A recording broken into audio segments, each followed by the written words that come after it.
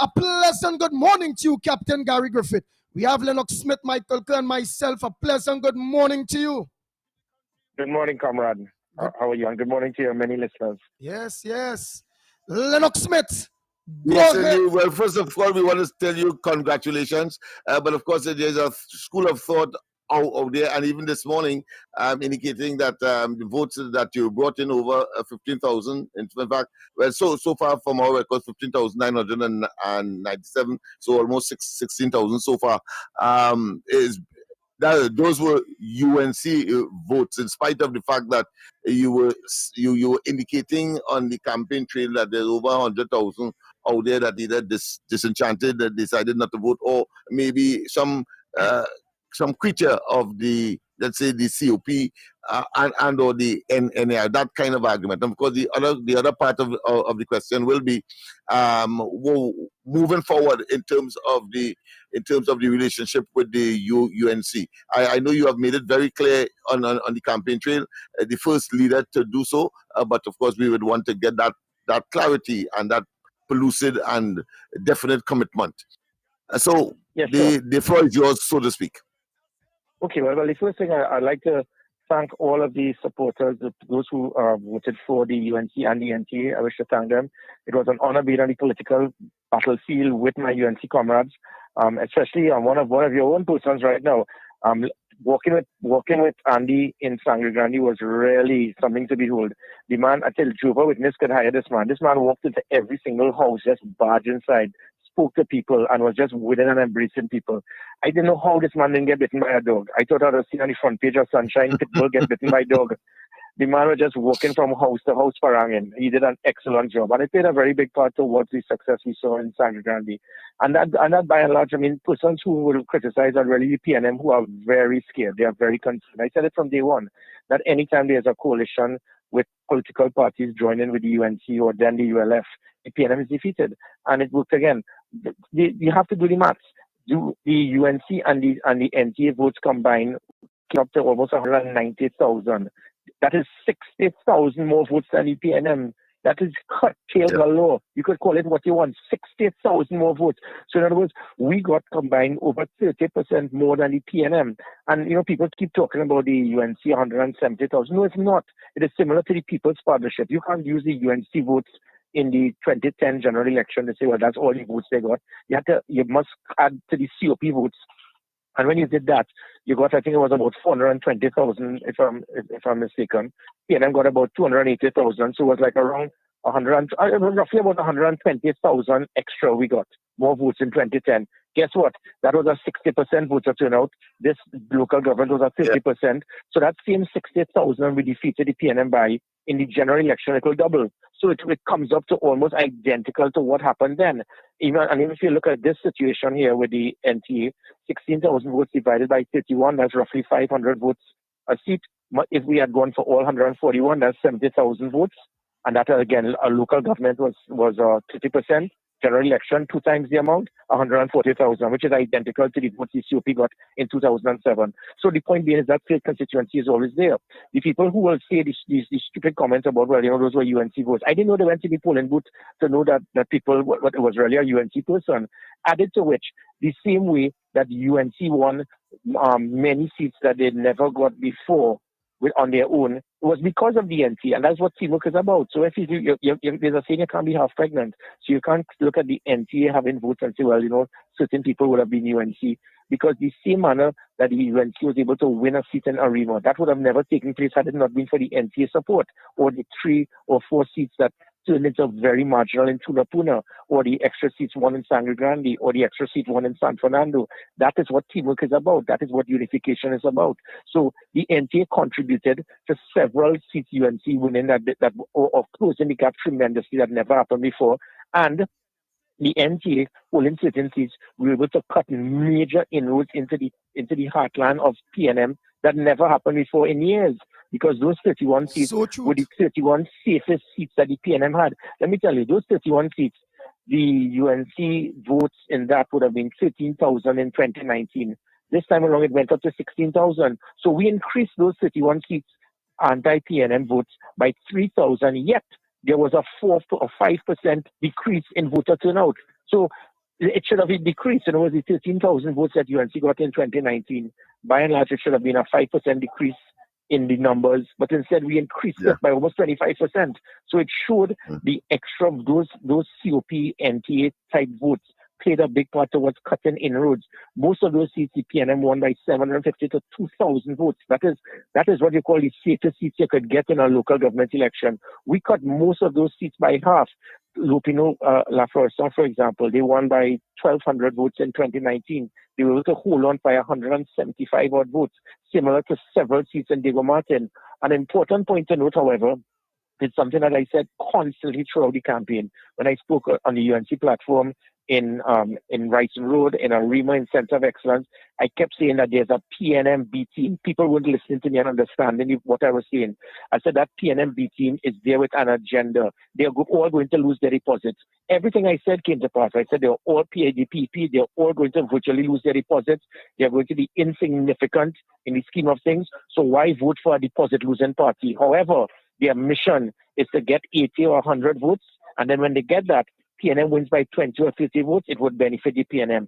This cost us virtually, look at the Princess Town situation, several seats in Arima, San Fernando, Tulapuna, Diego Martin, the two UNC seats we decided to give UNC the two easiest seats. So that because there's a more of a NTA COP type thing in Diego Martin. Those two seats in Goodwood, La Puerta, and in Bagatelle. Initially, the PNM won those seats by about 800 votes. Because of the NTA presence, those two candidates for the UNC were able to cut that down to less than 200. But guess what? The PEP got 200 votes. So because of the PEP spoiling it, it cost the UNC getting those two seats in Diego Martin. And that is what their arrangement. You ever heard a political party that is not in government or opposition spend all of their time only attacking Kamala and Gary? Very little to say about Keith Rowley.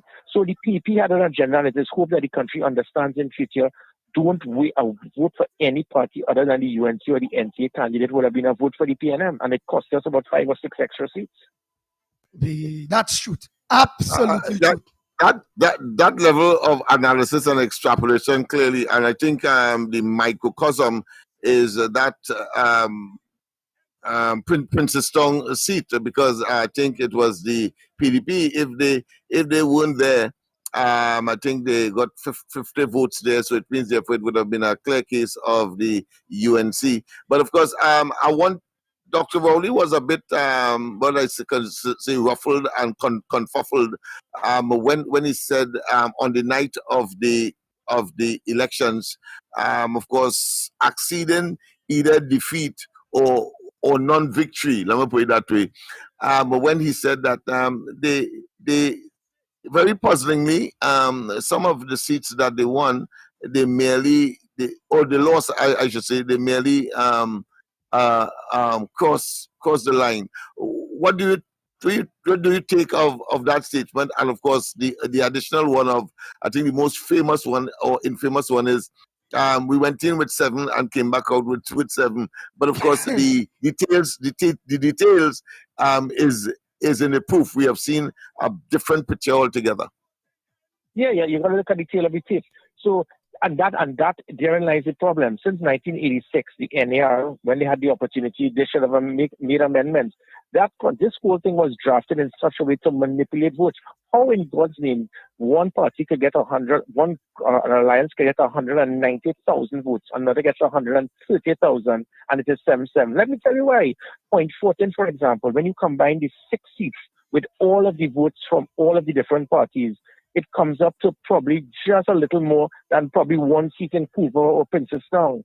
This was deliberately done. So there are certain corporations that the UNC controls, whether it is Couva, Princess Town, or wherever, and some of those places should be cut in 2. So really and truly, there should be about 20 corporations so that there'll be equity. And by doing that, the results would have been more something like, if it's 20 seats, it would have been 14-6 or 15-5.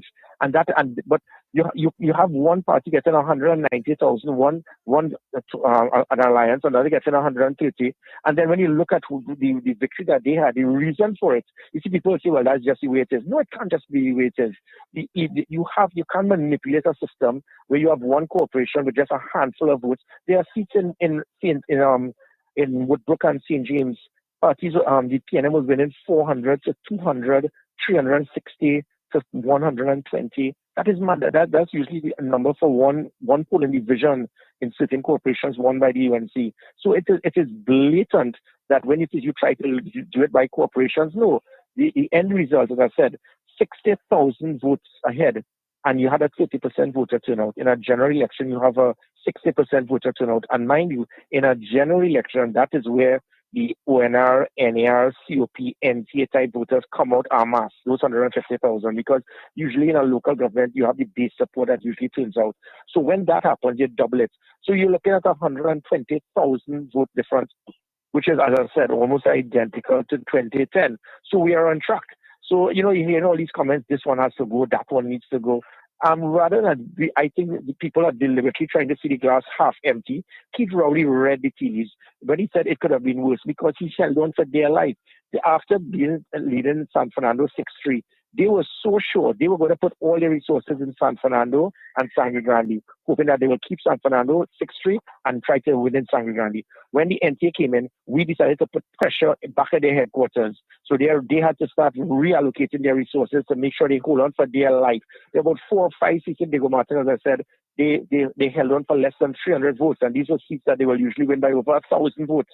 So they knew they had to put plenty work to save themselves from losing more seats in Diego Martin, Tunapuna, and Anarimo. And you will have seen the results, and that is because of an alliance. As I said, this alliance is here to stay. We have done a good platform, and let it be known now this morning that Gary Griffith is stating that the NTA intends to continue working and forming that strategic alliance with the UNC to ensure the annihilation of the PNM come the general election. Hey, boy! Wow. Hey, boy! I think that is music to many, if not all, ears in Trinidad and Tobago and all of the electorate. Any closing remarks that you would like to make? I know that you are in a state of elation and analysis at the same time.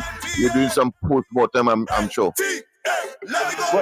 Well, no, I'd just like to again thank all the supporters. I mean, 190,000 compared to 150,000.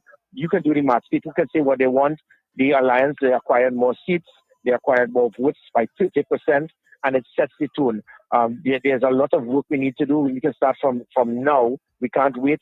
I mean, you'll be surprised. They may very well be called for an earlier election. PNM is not stupid. When they realized this is exactly what happened in 2010, when Patrick Manning saw the alliance being formed between the COP and the UNC, he rushed in to call an early election.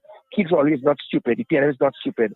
This alliance, they've seen that a foundation is built, and the longer it takes, the more licks they're going to get come 2025 or before. So everybody stand by, Pitbull. Make sure that you're ready to walk into every single house as you did in Sangre Grande. Yes. And as I said, it has been an honor working with my UNC comrades on the political field of battle, and success is inevitable.